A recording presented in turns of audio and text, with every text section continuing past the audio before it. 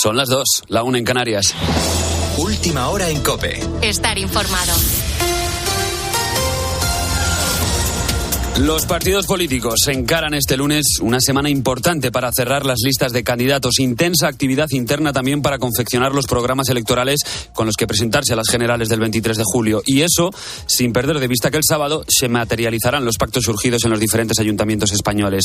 Mucha actividad por delante cuando aún continúa la resaca política de las fuerzas situadas a la izquierda del PSOE.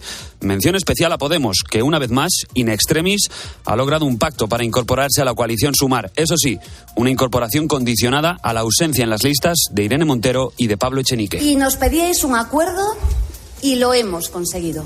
Creo que conseguir acuerdos es lo que he hecho a lo largo de estos casi 4 años. El debate político trata de protagonizar una jornada que va a estar marcada por la desgracia. 4 jóvenes muertas este domingo en un terrible accidente de tráfico que también ha dejado a una agente de la Guardia Civil herida de forma grave. Ha ocurrido en Villalba, en la Sierra de Madrid. Las jóvenes volvían a su casa en Moralzarzal tras las fiestas de esta localidad cercana cuando perdieron el control de su vehículo.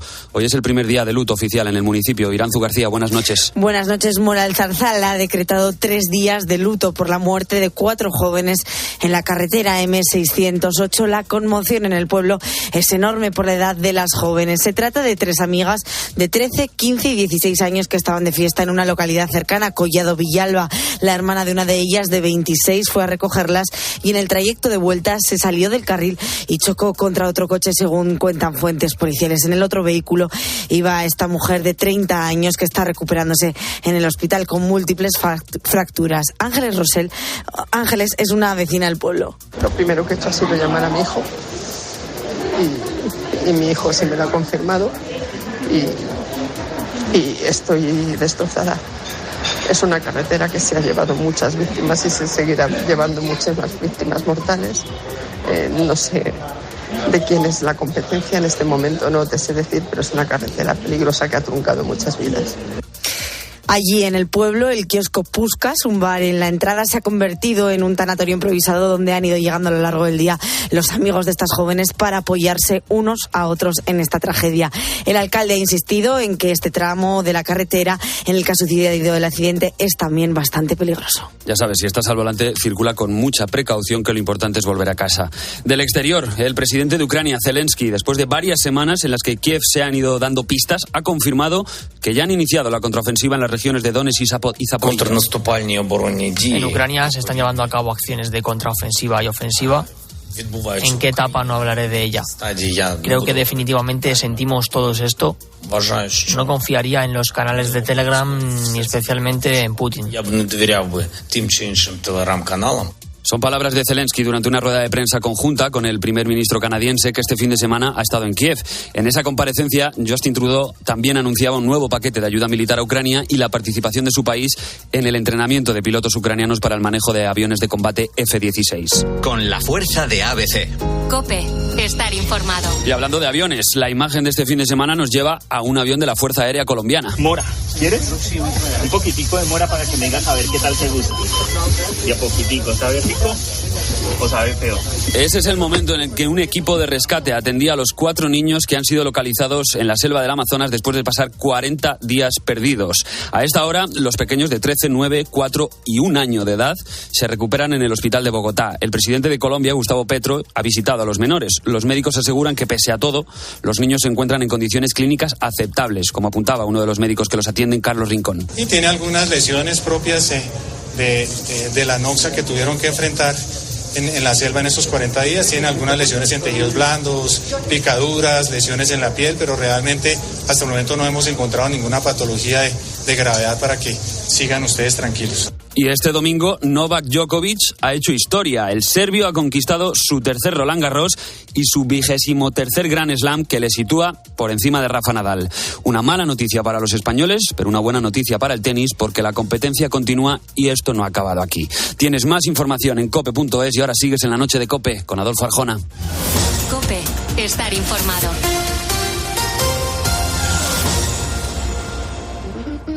Escuchas La Noche. Con Adolfo Arjona. COPE. Estar informado. Lo que pasó, a ti te lo cuento.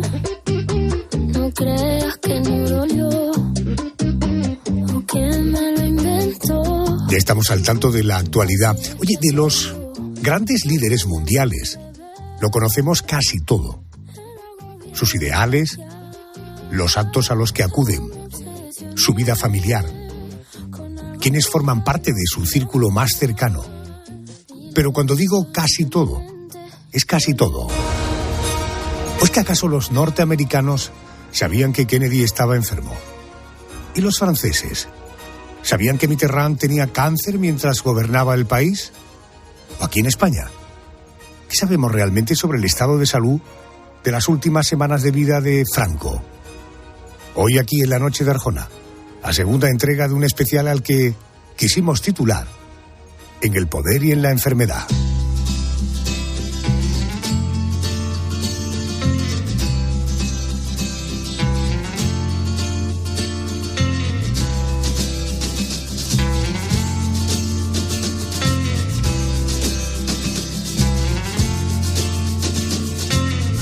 Came from Miami, FLA.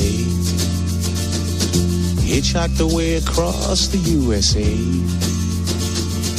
Plucked her eyebrows on the way, shaved her legs, and then he was a she. She says, hey, babe, take a walk on the wild side.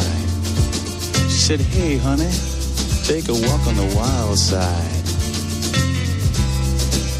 ¿Qué ocurre cuando el presidente del país más importante del mundo está enfermo? ¿Cómo puede la enfermedad del presidente condicionar a un gobierno y por tanto a todo un país? Vamos a poner sobre la mesa el historial médico de 4 presidentes de Estados Unidos. Vamos a hablar de sus enfermedades e incluso en algún caso de sus adicciones. Me ayudan el doctor José Antonio Trujillo, médico especializado en cirugía general y aparato digestivo.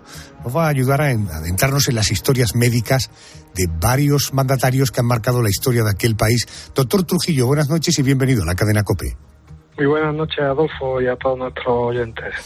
También me va a ayudar José San Martín, es profesor del área de Ciencia Política y de la Administración de la Universidad de Alicante. Su investigación se centra en sistemas políticos, geopolítica, teoría política e inteligencia. Profesor San Martín, muy buenas noches, bienvenido. Buenas noches, muy amables.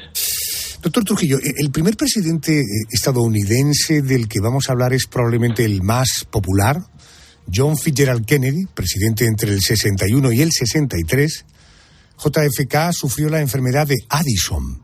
Oiga, ¿qué es exactamente esto? ¿Cómo puede condicionar la vida de un paciente y cómo se trata esta enfermedad?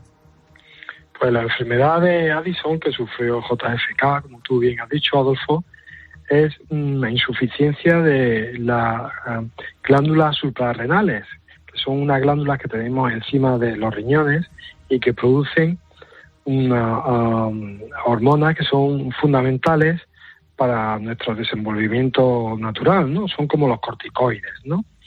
Entonces, cuando uno tiene una insuficiencia adrenal, que es la enfermedad de Addison, lo que tiene es pues falta de energía, se encuentra siempre normalmente muy fatigado, todas las labores le vienen largas y necesita una medicación de forma continua y crónica, ¿no? Para suplir esa insuficiencia. Esa medicación, que es tan importante como son los corticoides, pues tiene un efecto secundario muy relevante, ¿no? Como son pues multitud de dolores de espalda que sufrió JFK y que necesitaron de analgesia muy importante y que también condicionaron su acción política. ¿Y porque corticoides y esteroides es lo mismo? Sí, son parecidos, son compuestos que son lo mismo, de la misma familia, primo hermano. Doctor, y sus permanentes cambios de humor que sabemos, porque lo hemos leído en 1000 y un sitio, ¿podían estar provocados por la combinación de sustancias que tomaba para estas dolencias, tanto esta insuficiencia suprarrenal como para los dolores de espalda? Lo que estamos hablando, Adolfo, precisamente, y tú has relatado muy bien, ¿no? Por un lado necesitaba para esa insuficiencia adrenal corticoides, que a uno lo ponen eufórico, y por otro lado, cuando le faltaba, pues se venía abajo. Y encima, por tomar tantos corticoides, los huesos no se mineralizan bien, le falta calcio y entonces da unos dolores tremendos. Y llegó a tomar muchas veces hasta morfina. ¿Qué ocurre? Que cuando se sumaban corticoides y morfina, pues estaba con unos cambios de humor y estaba como un maníaco. Y cuando le faltaban, pues estaba pues muy flojo, ¿no? Estaba como depresivo, ¿no? Entiendo. Por tanto, con este panorama, profesor San Martín, este panorama de dolencias físicas e incluso como efectos colaterales, efectos psicológicos y emocionales, ¿pudieron influir estos padecimientos a su forma de ejercer el poder? El presidente Kennedy particularmente es un estadista magníficamente bien formado, algo insólito en la época, e incluso hoy, o más todavía hoy, si cabe. A pesar de esas enormes dificultades, digamos, de carácter estructural que tenía su organismo, resolvió con abierta solvencia y franca resolución problemas enormes que en otros casos de presidentes, dirigentes, mandatarios mucho más sanos, no ha sido así. Y eso hay que tenerlo muy presente. O sea, la crisis de los misiles de Cuba sigue estudiándose en todas las de geopolítica del mundo, como un ejemplo de resolver una crisis sin humillar a la otra parte y conseguir resultados positivos. Él aplicó la doctrina del término medio de Aristóteles, buscar una solución entre las partes que no signifique derrota para nadie y victoria sumatoria para ambos. Y esto se logró. Kennedy tenía muchos problemas, efectivamente, pero esos problemas fueron de su ámbito privado. Él logró algo insólito, y es separar completamente su vida privada de su vida o actividad política. Ya, lo que pasa que dolores de huesos, euforia por tratamiento, desparrame o hipotensión por otros tratamientos, tratamientos con morfina, todo esto es un cóctel bastante complicado de distanciar del día a día de un ser humano, ¿eh? De una manera eufemística, lo que yo me refería es que Kennedy recurrió a algún tipo de recursos manuales que supusieron alivio para sus espaldas. Y ahí viene el tráfago de mujeres que pasan por su vida privada. Entiendo. Por ejemplo. Pero déjeme, profesor, porque... Eso de la noche supongo que se puede contar, pero él recurrió a prostitutas, recurrió a amantes, recurrió a odaliscas malintanescas que atendieron precisamente todo lo que el presidente requirió. Esa era la parte negativa.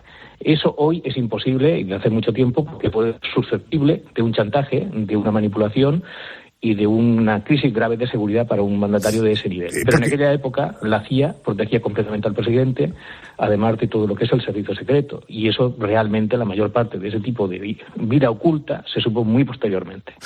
Por tanto, usted que es un experto, está perfectamente formado en el área de ciencia política de la administración, usted deduce que el consumo de prostitutas era una manera incluso de relajar dolores. Sí, indiscutiblemente. Doctor, ¿esto que me cuenta el profesor San Martín se sostiene desde el punto de vista médico? Médicamente no, ¿eh? Es una excusa muy barata. Nadie serio, pero el que Kennedy lo dijo, claro que sí. O sea, que era el consuelo que él tenía, la excusa que él tenía. Entiendo. Doctor, ¿me decía? Que por Dios, que esto no sirva para que nadie recurra a ese tipo de mecanismos en su vida privada para resolver algún problema de espalda. En todo caso, se está en la libertad personal de cada uno. Doctor, ¿el sexo puede llegar a contrarrestar todas esas tensiones? No, por desgracia, pues no, porque entonces tendríamos solución a muchísimas enfermedades que son muy limitantes y crónicas, con un remedio al alcance de todo el mundo y que por desgracia no es así, ¿no? Ayuda indudablemente. Pues sí quería hacer un comentario a lo que ha dicho el profesor, ¿no? Es verdad que él resolvió, y ha dicho la crisis de los misiles en Cuba, ¿no? Resolvió brillantemente algunas de estas crisis, pero hay que poner el hecho y el foco en lo importante que son los equipos que rodean a estos mandatarios mundiales, ¿no? Y si tiene un equipo solvente, como lo tuvo en su momento Kennedy con su hermano Bobby, y más gente que, como se ve en la película que hemos visto muchas veces y los libros que hemos leído, pues sin duda los excesos del líder pueden ser contrarrestados por un equipo que sostenga una línea mucho más adecuada y más normal, ¿no? Permítanme que avancemos. Profesor San Martín, vamos a hablar de Ronald Reagan, presidente entre el año 81 y 89. Él fue diagnosticado de Alzheimer en el 94, 5 años después de abandonar la presidencia. Buenas noches. En una conmovedora carta abierta a los estadounidenses escrita de su puño y letra, el expresidente Ronald Reagan ha comunicado a última hora de hoy que le ha sido diagnosticada la enfermedad de Alzheimer. Según la versión oficial de la Casa Blanca, los primeros síntomas aparecieron un año antes, en el 93. Pero su hijo Ron escribió hace unos años en sus memorias que su padre comenzó a mostrar signos de la enfermedad siendo aún presidente.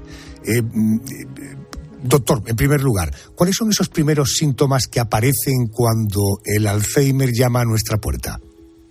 Sí, pues como contaba su hijo menor en la autobiografía, dice que era lo que ocurre cuando una persona en un círculo familiar se da cuenta con los primeros síntomas de Alzheimer son pues, pérdida de memoria, sobre todo para cosas muy concretas, ¿no? Para recordar sucesos que son de su día a día, por ejemplo, y luego, sobre todo, para la capacidad que tiene de interrelacionar unas cosas con otras. Eso lo busca, la persona se va dando cuenta poco a poco y lo mete también en situaciones de ofuscación, ¿no? De no saber salir de determinados ambientes y situaciones, ¿no? Se puede liar con los papeles, por ejemplo, va a hacer una gestión al banco y se olvida, va a hacer una gestión de cualquier tipo y cuando quiere recomponer eso, que ha sido una laguna de memoria, empiezan los problemas relacionales. Ahí se empieza a ver algunos de los síntomas iniciales del Alzheimer, ¿no? Entiendo. Voy ahora al profesor San Martín. La misma cuestión que la anterior. Una persona con esos primeros síntomas de Alzheimer, los primeros compases de la enfermedad, ¿puede estar capacitada para ejercer un cargo, en fin, de la responsabilidad del presidente de la primera potencia del mundo? Esa es una pregunta que el doctor contestará magníficamente bien porque es el experto en la materia. Yo lo que puedo decir desde el punto de vista de la ciencia política es que no hay constancia alguna de que Reagan tuviese Alzheimer, ni siquiera en principio, durante sus 2 mandatos. Los rumores solidificados en un producto destinado a conseguir dinero, que fue el libro de su hijo díscolo, rebelde y absolutamente intransigente en muchas materias, no tiene ninguna credibilidad y ha sido desmontado por todos los médicos, los 7 médicos que tuvo Ronald Reagan, los 4 médicos asistentes y Barton Smith, que fue el médico principal, negando por completo todo eso, y los 7 médicos siempre han ratificado la línea, no ya oficial, sino la única que hay. Además de expertos, Dalek, entre otros grandes historiadores presidenciales, no hay nadie que sostenga esa tesis de Reagan enfermo de Alzheimer durante su presidencia, salvo el hijo y algunos periodistas de color amarillento, dicho claramente, pero son muy pocos. O sea, en Estados Unidos nadie se plantea eso como algo real. Es verdad que el libro es muy polémico, que describe... Yo he leído el libro y describe lo que son síntomas de principio de Alzheimer, pero no es verdad lo que cuenta, así de claro.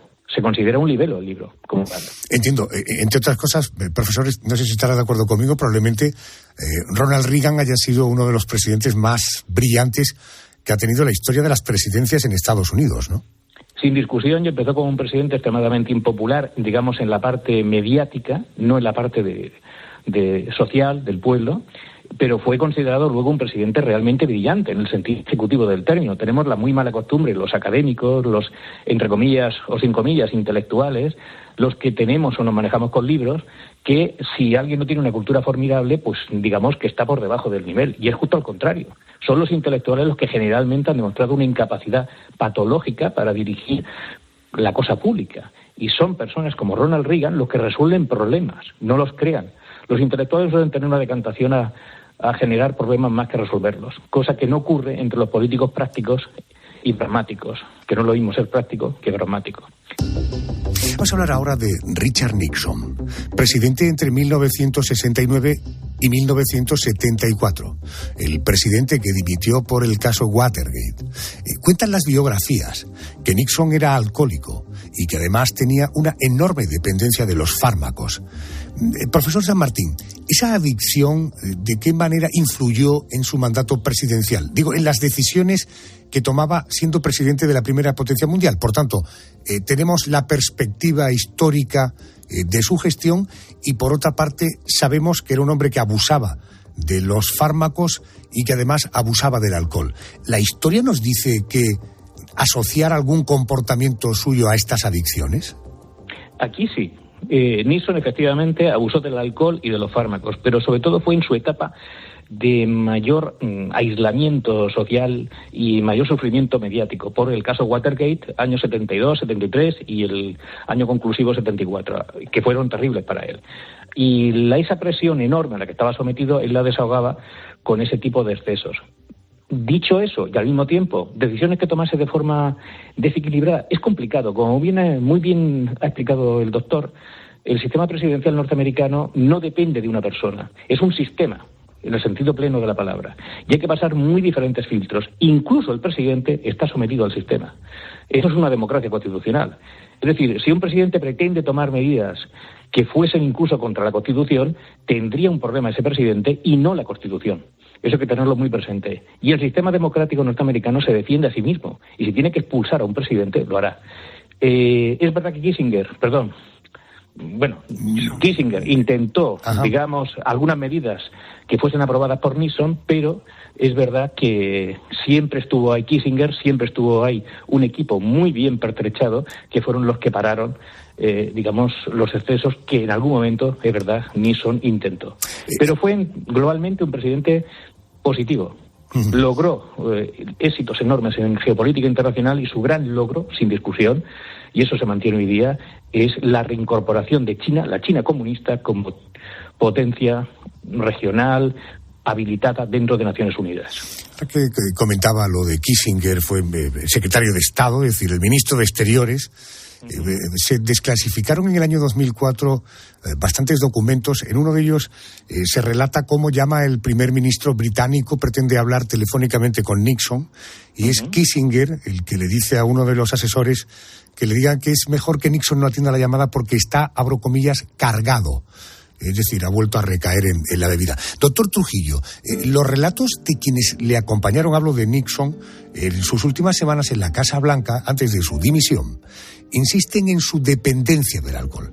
Cuenta que pasaba las noches en vela en su despacho bebiendo whisky, escuchando una y otra vez las grabaciones del caso Watergate. Incluso su jefe de gabinete llegó a pedir a los médicos de la Casa Blanca que le cortaran el grifo de las medicinas, que no pudiera acceder a grandes cantidades de medicamentos por si intentaba quitarse la vida. ¿Esto podría ser un comportamiento propio de una persona adicta al alcohol que atraviesa un momento extraordinariamente delicado en lo personal y en lo profesional? Sí, y sin duda el presidente Nixon en aquel momento se enfrentaba a un impeachment y además estaba con todo el tema del Watergate, precisamente por eso. Entonces él tenía el hábito enólico ya, era una persona que bebía alcohol y en esos momentos se intensificó su hábito alcohólico y entonces bebía grandes cantidades, por lo que cuentan sus colaboradores, y lo sumaba con pastillas, con hipnóticos, ¿no? Le hablaba incluso, dicen, en el pasillo de la Casa Blanca, en el ala oeste de la Casa Blanca, le hablaba a los retratos que había de otros presidentes, ¿no? Y se preocupaba mucho cuando hablaba con Kissinger precisamente de cómo iba a quedar después de todo lo que había hecho a lo largo de su dilatada historia política, cómo iba a quedar de cara a la historia, ¿no? Entonces, pues bueno, tenía unas alteraciones del humor, lo que suele pasar a los alcohólicos, eufóricos en momentos determinados, y luego cuando le hacía mucho efecto el alcohol y las pastillas, pues se venían abajo de una forma en la que era muy vulnerable. Por tanto, era cuando Kissinger lo protegía y su equipo lo protegía, cuando tenía que tener relaciones con otros mandatarios. Y cuando finalmente tuvo que dimitir y eso, pues bueno, aquella decisión fue un poco forzada por las situaciones y también porque él no podía enfrentarse en lo personal a una situación tan crítica como la que estaba pasando, ¿no? Doctor Trujillo, vamos a hablar ahora de Abraham Lincoln, el presidente estadounidense entre el año 1861 y 1865. De la salud de Lincoln han llegado hasta nuestros días información diciendo que durante toda su vida padeció una enorme depresión, que protagonizaba unos drásticos cambios de humor que le llevaban de una euforia al pozo más profundo. Hablamos del siglo XIX. ¿Cómo se percibía esa enfermedad, la depresión, por aquel entonces? Porque, en fin, si hoy se diagnosticara a un presidente de Estados Unidos una depresión profunda, podría, incluso que le limitara en el trabajo, podría no ser apto para el cargo, ¿no? Sin duda, y de hecho, si todos nuestros oyentes habrán escuchado muchas veces, y hay un libro muy famoso sobre Lincoln, donde a la depresión se le llama melancolía, ¿no? La melancolía es un estado, pero la depresión es una enfermedad, ¿no? Entonces él parece que de joven se enamoró de una chica que falleció por una enfermedad y desde ahí ya ese acontecimiento vital tan estresante en su vida ya lo condicionó y fue un hombre frágil en ese sentido de la salud, ¿no? En que, por desgracia, él no podía enfrentarse a esos estados de melancolía que lo sumían en un estado profundo como de una depresión mayor y lo que lo imposibilitaba para hacer cualquier cosa. Pero piensa una cosa, Adolfo, en aquella época no teníamos los fármacos que tenemos ahora, ¿no? Pero ¿había algún tratamiento? ¿Había algún tratamiento? No había tratamiento, entonces o había tratamientos físicos o lo que hizo Lincoln y el profesor ahora seguro que me lo apuntará. Él hizo de esa vulnerabilidad personal, psicológica, una fortaleza, y a través de un ejercicio mental y de una superación día a día de enfrentarse a esta situación, fue un presidente, por todo admirado, ¿no? Profesor San Martín, es curioso, ¿no? Un tipo melancólico, depresivo, sin embargo dicen de él que era un político muy carismático. Total, ya admirado a nivel masivo en el pueblo norteamericano, sobre todo a partir de su mitificación por la muerte que tuvo, ese asesinato terrible en el Teatro de Ford de Washington, y peculiarmente por su forma de escribir y de expresarse. Sus discursos, el de Gettysburg es ya emblemático, pero muchos otros van directamente al corazón, van directamente a la persona y buscan siempre la empatía de la figura presidencial con el pueblo, en el sentido más noble del término. Esto es lo que recupera Ronald Reagan, por ejemplo, ir directamente al corazón de los que están escuchando y prescindir por completo de los tecnicismos y, por supuesto, de los discursos plumbeos. Esto es lo que logra Lincoln, es el primer presidente en ser tan directo y tiene un éxito enorme. Profesor San Martín, doctor Trujillo, ha sido un placer compartir estos minutos de radio con ustedes. Gracias, han sido muy amables. Muy buenas noches. Gracias a ustedes. Gracias, buenas noches.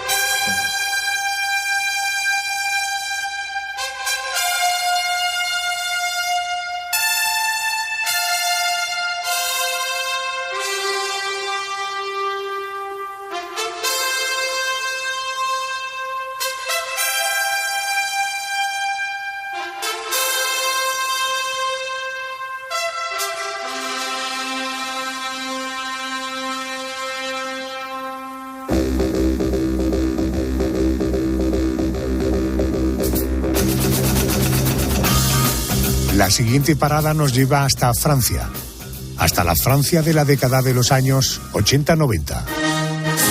Fueron los años en los que la República estuvo presidida por el socialista François Mitterrand, presidente francés entre el 81 y el 95. 14 años de mandato, el más largo en el país vecino. Un hombre enfermo. Padecía cáncer de próstata. Sergio Molina es profesor de Historia de la Universidad de Castilla-La Mancha, es experto en Historia de Europa y de las relaciones franco-españolas de la segunda mitad del siglo XX. Sergio, buenas noches, bienvenido a la COPE. Hola, buenas noches, Adolfo. Buenas noches. En la última campaña dijo Mitterrand que si era elegido presidente, sus médicos publicarían un informe sobre su salud cada 6 meses. Esto estamos viendo últimamente también, candidatos ya de una cierta edad a los que se les cuestiona capacidad por la edad y por posibles enfermedades. Bueno, el primer informe fue bien, pero unos meses después le detectaron un cáncer de próstata avanzado con una esperanza de vida de 3 años. ¿Por qué la obsesión de Mitterrand por ocultar que padecía cáncer? Pues lo primero que había que ver es, claro, Mitterrand llega al poder en mayo de 1981 después de vencer en las elecciones presidenciales a Valéry Giscard d'Estaing, y cuando llega a la presidencia precisamente promete esa transparencia con respecto a todo lo referido al estado de salud del presidente, y lo primero que había que preguntarse es ¿por qué? Claro, y es que pocos años antes, en 1974, el presidente, que era Georges Pompidou, pues había fallecido de un cáncer estando en el cargo. Entonces, a partir de ahí, pues se genera toda esa necesidad y un debate en el país que todavía continúa hoy sobre pues esa dicotomía entre el derecho de los ciudadanos a conocer la salud privada de sus gobernantes y el derecho a la intimidad. Claro, ¿cuál es el problema de Mitterrand? Que a los 6 meses de estar en el poder le diagnostican cáncer, y a partir de ahí lo que se convierte es en un secreto de Estado todo el tema de toda la enfermedad que le duró hasta que dejó el poder y falleció. Correcto. Bueno, podéis entender que con un cáncer de próstata evito el tratamiento, digo por sabido, quimioterapia, en fin, ya sabéis. Muy pocos sabían que Mitterrand sufría cáncer. Su médico personal, Claude Gilbert, le acompañaba a todos sus viajes, llevaba, en fin, los tratamientos necesarios. He leído que repasaba en el cuarto de baño no quedar ningún rastro que pudiera levantar sospechas sobre la enfermedad. Él mismo llegó a decir en una ocasión que jugaron al escondite con la muerte durante 11 años. Aquella obsesión por esconder al mundo su enfermedad, profesor, ¿de qué manera afectó a su papel al frente de la República Francesa? ¿Le condicionó de alguna manera? Claro, esa cuestión es compleja de analizar, ¿no? Porque así que tendría que estudiar cómo afecta una enfermedad a una persona, después cómo afecta su labor como presidente y además trabajar incluso con contrafactuales, ¿no? Y sí, lo que sí que está claro es que en la enfermedad se tendrían que de alguna manera destacar dos fases diferentes. La primera, casi hasta los años 90, en la que básicamente pues no afecta muy directamente a toda su labor pública. De hecho, en el 88 es reelegido por la ciudadanía y no hay grandes muestras de esa enfermedad. Y ahí podríamos, por una parte, analizar toda su faceta internacional, ¿no? Que de alguna manera es a lo que más esfuerzo le requiere una persona por la gran cantidad de viajes, y eso aparece en varios libros. Uno de ellos se llama precisamente Los viajes de Mitterrand, y se analiza la gran actividad internacional, pues su papel muy activo, por ejemplo, en la entrada de España en la Comunidad Económica Europea, en el Tratado de Maastricht, en la reunificación alemana, en la propia política de la Unión Europea tras la caída de la Unión Soviética. Sin embargo, el cambio sí que se produce a partir de 1990, sobre todo, ¿no? Y es que a partir de ahí la enfermedad, pues de alguna manera adquiere un mayor nivel y tiene. Bueno, perdón, profesor, porque claro, él se presenta a la reelección en el año 88, está al frente hasta el año 92, ya se hace pública su enfermedad antes de operarlo. El deterioro físico de Mitterrand, cuando comienza a ser evidente, ¿cómo fueron desde el punto de vista político esos últimos meses de su vida? Claro, el deterioro empieza básicamente en 1990. En ese año hay un encuentro con Bush, referido a las relaciones Francia-Estados Unidos, que además estaban muy degradadas, y en ese momento The Times publica un artículo en el que habla sobre la degradación de la salud del presidente francés. Sin embargo, en Francia, como todavía no era público y el tema de la enfermedad, lo que tratan es acabar con todas esas ideas de Estados Unidos, diciendo que son estrategias de la CIA para intentar desprestigiar al gobierno francés. Pero en 1992 ya se hace público, y se hace público por una cuestión fundamental. Físicamente ya se le nota tanto en el color de la piel como en la pérdida de peso o incluso de movilidad, y además hay una cirugía. Y entonces, una vez tiene que pasar por quirófano, lo que sí que iba a suponer un cambio por completo o una desaparición durante un tiempo más o menos largo, que al final fue breve, de la agenda pública. Ahí sí que se hace público, y sí que la degradación, lo que se ve es 1994. En esos momentos ya no puede atender una agenda de presidente, y eso se puede ver pues tanto en las declaraciones de sus consejeros más próximos, como también en el propio libro que publicó su médico, ¿no? Que además se llama El Gran Secreto. Lo que se ve como en 1994 pues está prácticamente en cama una gran parte de los días. Bueno. Sin embargo, y por cerrar ese tema, sin embargo, no cedió las competencias de presidente, excepto para 2 consejos de ministros, que le cedió las competencias al primer ministro cuando lo operaba en 1994. El resto mantuvo todas las competencias. Sí,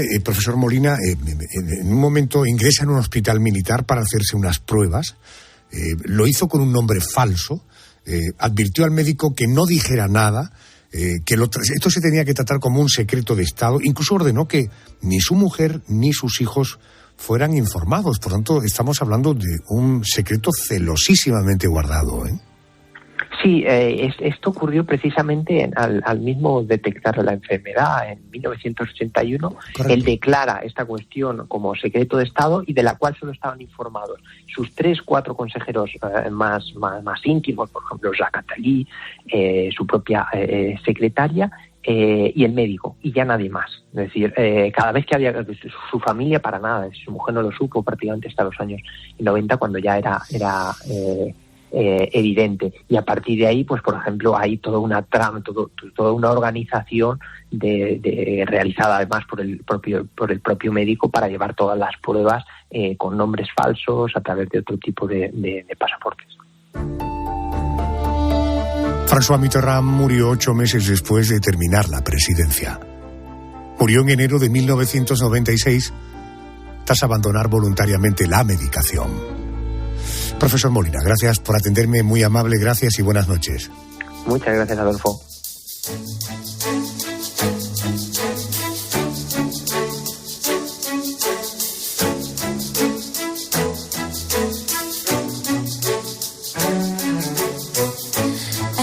Slept at all in days. It's been so long since we've talked, and I have been here many times.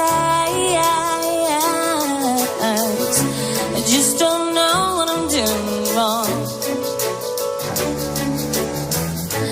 What can I do to make you love me? What can I do to make you care? What can I say to make you feel this? What can I do to get you there?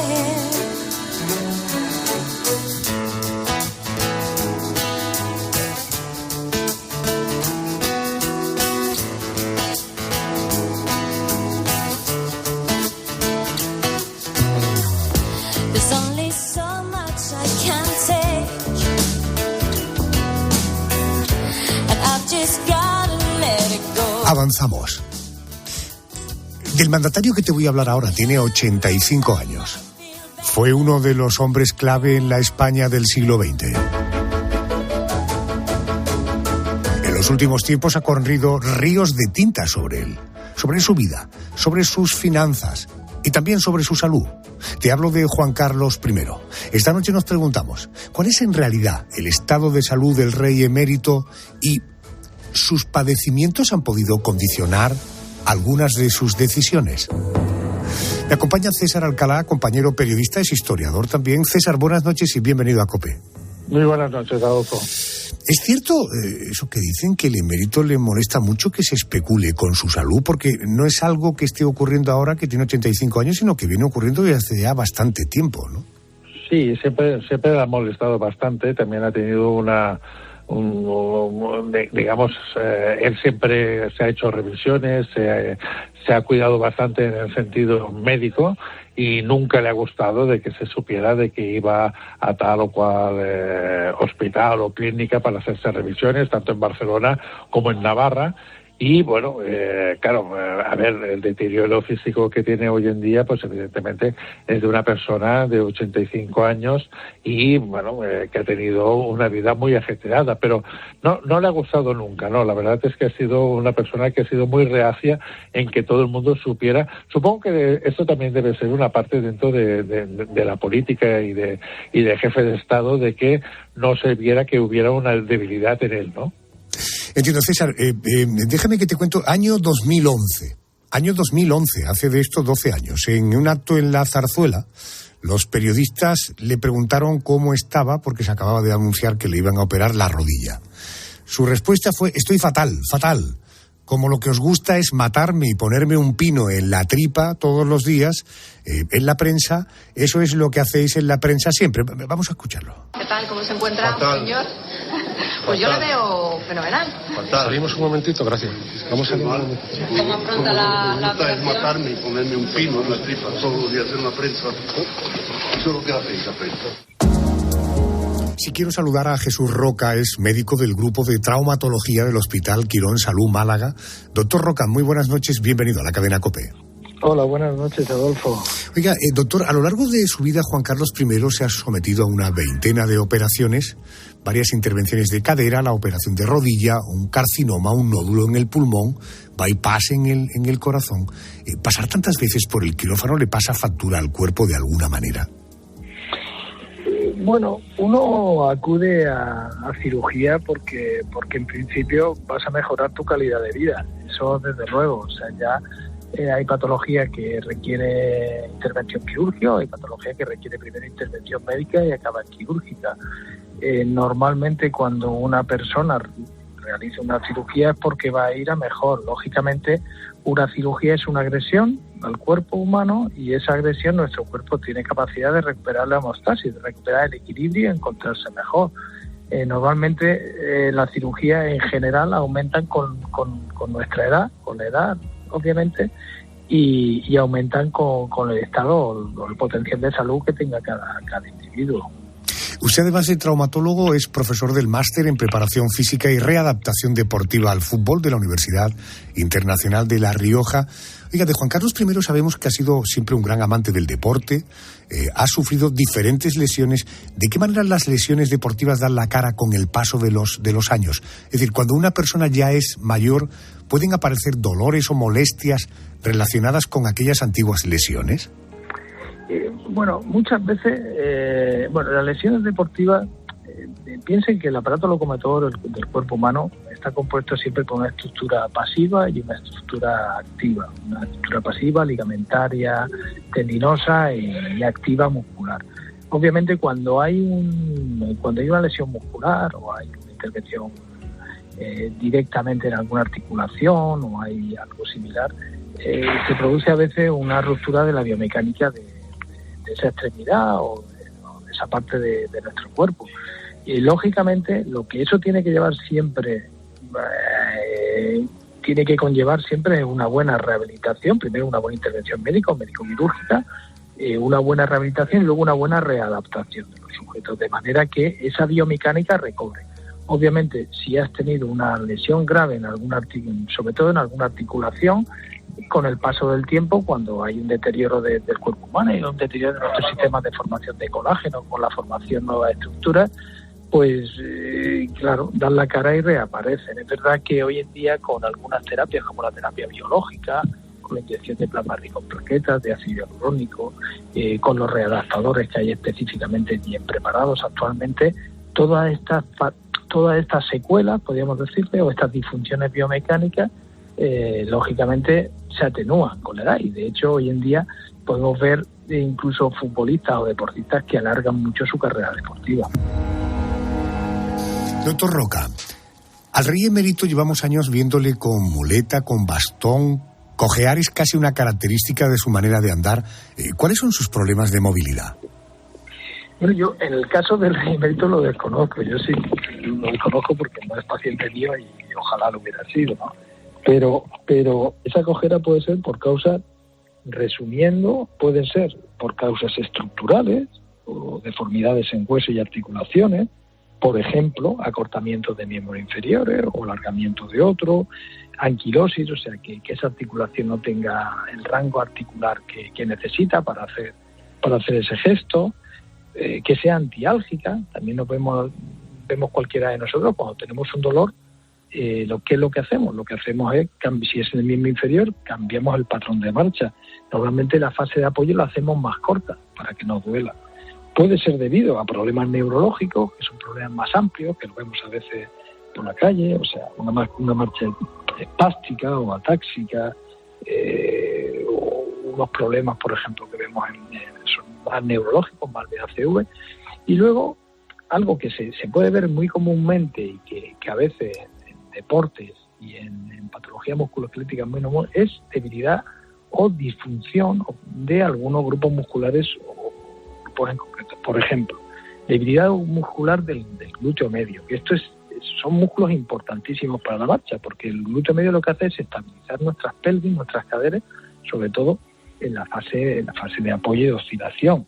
Ahí, cuando se produce una cadera de la cadera, hay una afectación del glúteo mediano o una afectación del glúteo mayor, que puede ser también algo que puede generar una hiperextensión lumbar, incluso una retroversión de la misma, o también alguna patología relacionada con el cuádriceps. Digo, debilidad muscular que también puede ser neuromuscular, algún nervio que inerve ¿no?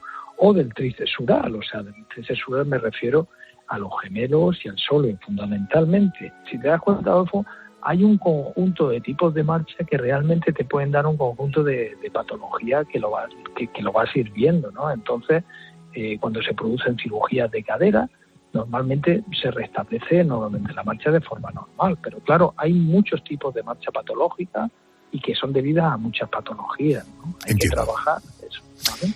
Doctor Roca, gracias por atenderme a estas horas y feliz guardia. Gracias y buenas noches. Igualmente gracias. A vosotros. Chao, gracias adiós. a ustedes. Hasta luego. Sigue conmigo César Alcalá, es periodista e historiador. César, en el caso de Kennedy o de Mitterrand, yo preguntaba cómo su salud les había condicionado a la hora de ejercer el poder. En el caso del rey emérito, planteo la pregunta contraria. ¿Ejercer el poder como jefe del Estado le ha pasado factura a su salud de alguna manera? Yo creo que no. La verdad es que creo que no.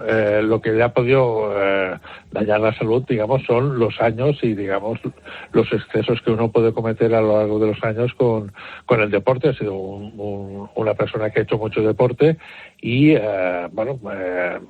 una degeneración normal de cualquier persona que llega a una cierta edad, ¿no? Es decir, el rey emérito ha sido un personaje que, su salud no ha hecho nada para que las cosas le fueran peor a España. Al contrario, yo creo que no ha influido en ningún momento su salud para las decisiones que haya tomado en un momento determinado. Correcto. Tú recordarás, como seguro que los oyentes recuerdan, el dato exacto a lo mejor no, año 2012, aquello de lo siento, me he equivocado, no volverá a ocurrir. Pronunció desde el hospital después de que le operaran de la cadera que se había roto durante su polémico viaje a Botsuana. De alguna manera algunos hablan de que fue el principio del fin de su reinado. ¿Tú tienes la impresión de que todo este contubernio, padecimientos físicos y carácter y forma de ser, es posible que hayan condicionado su forma de comportarse?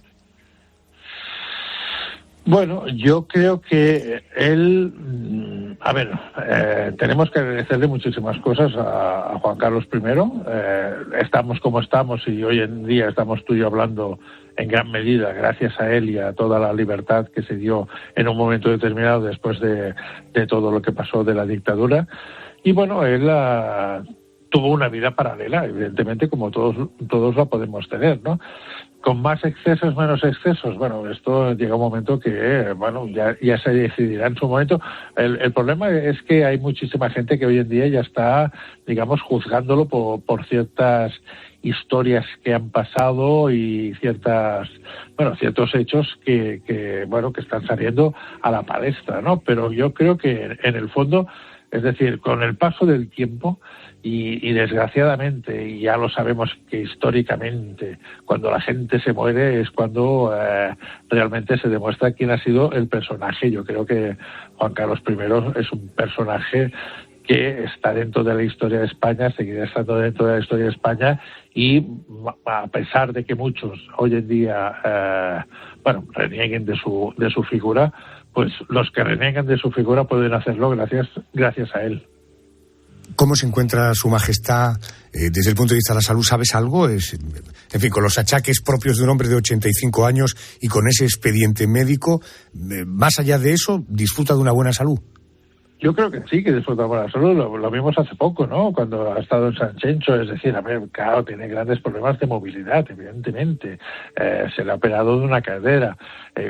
También hay que tener en cuenta una cosa, es decir, la familia Borbón pues han tenido graves problemas de salud heredados de la reina Victoria y de toda una serie de mezclas, digamos, de sangre en un momento determinado. Pero bueno, está aguantando muy bien el rey Juan Carlos. Yo, dentro de las posibilidades que tiene una persona, o dentro de las carencias, por decirlo de alguna manera, que tiene una persona de 85 años, yo lo veo con una salud pues bastante excepcional. César, aguántame un momento porque de nuestro siguiente personaje, de nuestro siguiente mandatario, también quiero hablar contigo. Discúlpame un momento.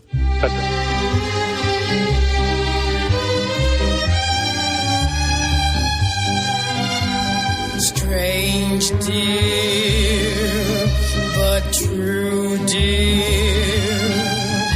When I'm close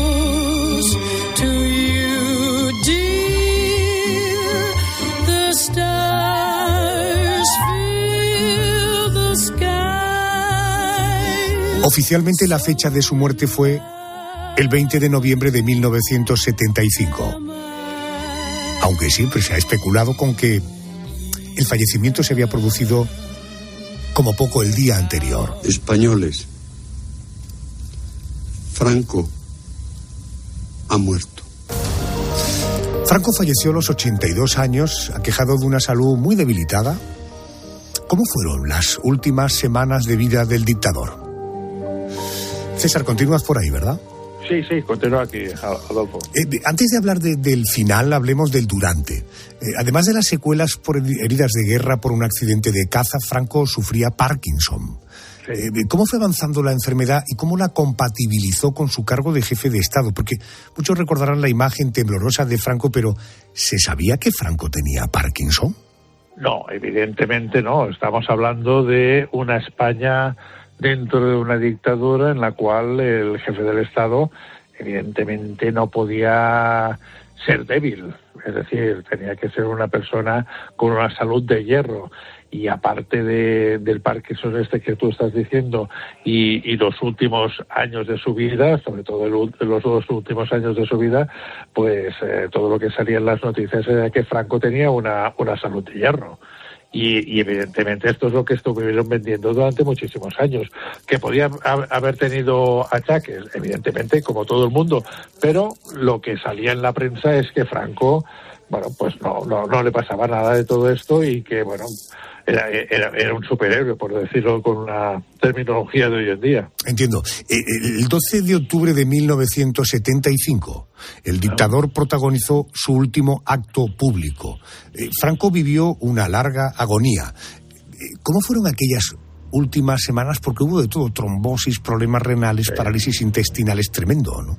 Yo creo que fue una degradación del personaje en los últimos momentos, pero ya no de Franco en sí, porque claro, el pobre ya no tenía, digamos, razón sobre su cuerpo, sino de las personas que estuvieron a su lado. Evidentemente, claro, estamos hablando de una persona que estuvo casi 40 años al frente de España. Evidentemente, se tenían que arreglar las cosas.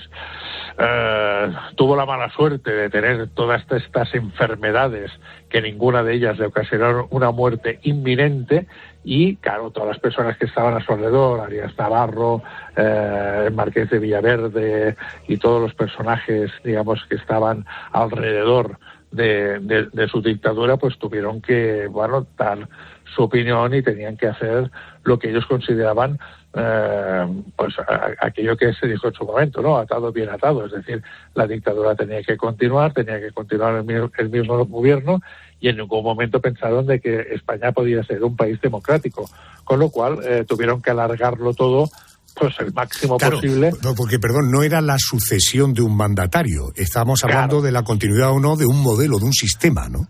Claro, porque si recordemos, ya que estábamos hablando antes de Juan Carlos I, él juró los principios del movimiento. Con lo cual, claro, o sea, era una continuidad, no era un cambio, digamos, de estilo político, era una continuidad. La grandeza que tuvo don Juan Carlos en ese momento, junto con otros personajes, Suárez también entre ellos, es aprobar una constitución que, como dijo Torcuato Fernández Miranda, de la ley a la ley pasando por la ley. Claro, esto es el hecho aquel fundamental, ¿no? Lo que pasa es que muchos de ellos lo que querían es que no se pasara de la ley a la ley, sino que los principios del movimiento continuaran. Correcto. Pues durante los años que fuera necesario. César, la fecha de la muerte de Franco ha sido siempre objeto de especulación. Se ha especulado con que alargaron su vida de manera artificial por intereses políticos. Estamos aquí hablando de esto. Pregunta directa, ¿cuándo murió realmente el dictador? Esto se le tendría que haber preguntado en su momento al Marqués de Villaverde. Yo creo, como has dicho tú anteriormente, de que murió horas o bastantes horas antes. Déjame que te de dé que Arias Navarro. Te doy un dato. El obispo de Zaragoza le dio la extrema unción el 25 de octubre y estamos hablando de que oficialmente él murió el 20 de noviembre. Claro. Hombre, tampoco yo no sé si lo aguantaron un mes enchufado, ¿no? Pero que sí que lo aguantaron un par o tres de días o un poco más, aquello de decir vamos a mover todos los hilos, y esto seguro, es decir, el 20 de noviembre cuando salió Arias Navarro diciendo Franco ha muerto, evidentemente Franco ya había muerto. Lo que pasa es que también hay que tener en cuenta una cosa, la fecha, es decir, un 20 de noviembre de 1975, cuando un 20 de noviembre de 1936 habían fusilado a José Antonio Primo de Rivera. Las dos fechas coincidieron, a lo mejor también lo hicieron coincidir por alguna historia. Entiendo. Parálisis intestinales, trombosis, problemas renales, insuficiencia coronaria aguda, o sea, varios infartos, hemorragias, peritonitis aguda, en fin, un final ciertamente dramático. César, gracias por atenderme, eres muy amable, gracias. Gracias a ti, Adolfo, un abrazo. Hemos abierto las historias médicas de varios presidentes de Estados Unidos para conocer la enfermedad de Addison que sufría Kennedy, el Alzheimer de Reagan, el alcoholismo de Nixon y la depresión de Lincoln. Hemos descubierto detalles del que era el secreto mejor guardado del presidente francés Mitterrand, su tumor de próstata. Hemos aclarado cuáles son los achaques de salud del rey emérito a sus 85 años, conocido cómo fueron estas últimas horas del dictador Francisco Franco. Hasta aquí nuestro especial. Momento de noticias, boletín de las 3:02 en Canarias. Venga, que luego seguimos. We got it together, didn't we? Nobody but you and me. We got it together, baby.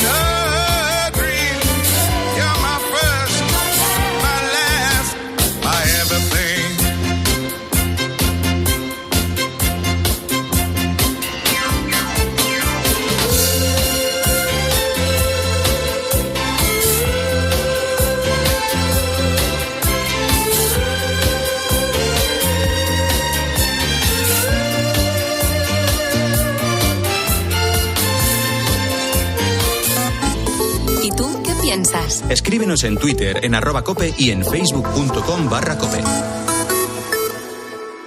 Los goles de tu equipo solo se viven así en tiempo de juego.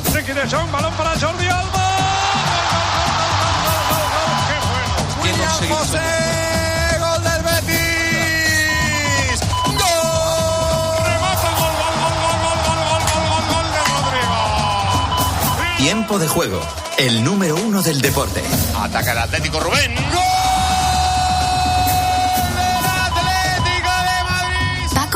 Martínez, Manolo Lama y Pepe Domingo Castaño. Los números 1 del deporte.